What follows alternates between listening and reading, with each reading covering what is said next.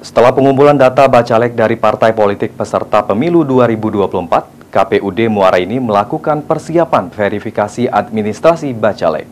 Persiapan KPUD sendiri sembari menunggu fitur yang ada di aplikasi Silon dari KPU RI.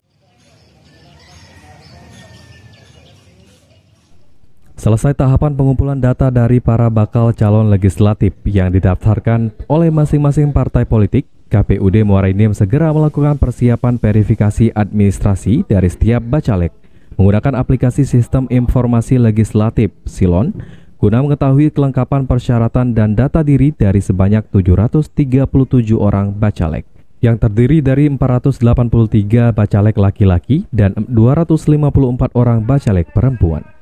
Kepala Teknis KPUD Muara Enim, Justilka Haryani menjelaskan jika saat ini KPUD sudah masuk tahapan persiapan verifikasi administrasi dari data bacalek yang terdaftar sebagai peserta pemilihan umum legislatif di wilayah Muara Enim.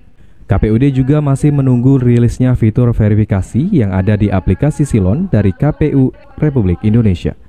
KPUD sendiri telah menjadwalkan verifikasi pada tanggal 16 hingga 23 Juni 2023, sembari menunggu jadwal BIMTEK nasional dari KPU Republik Indonesia. Administrasi ini jadwalnya itu dari 16 sampai 23 Juni, tetapi untuk saat ini verifikasi administrasi belum kita lakukan karena yang pertama fitur di aplikasi Silon itu belum tampil, jadi kita menunggu fiturnya tampil.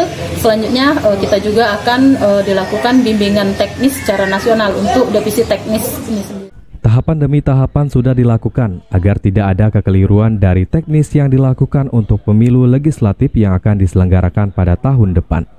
Pihak partai politik juga harus mengikuti tahapan dan aturan yang telah dibuat KPU, terutama pada tahap ini, mereka harus melakukan pengisian data melalui aplikasi Silon agar sumber data bisa masuk dalam satu pintu.